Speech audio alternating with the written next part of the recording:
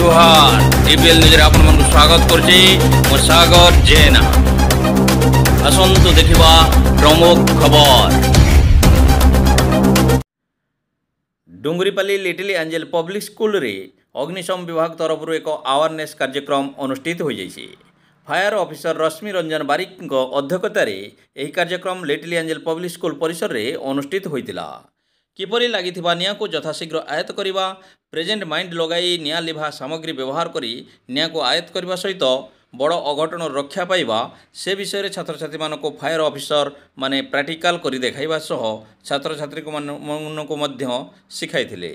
School छात्र छात्री को awareness करने सहित निया लिभाइबार विभिन्न ज्ञान कौशल शिखाइथिबारु स्कूल प्रिंसिपाल शिशुपाल कॉलेज समस्त फायर स्टाफ को धन्यवाद जणाइथिले।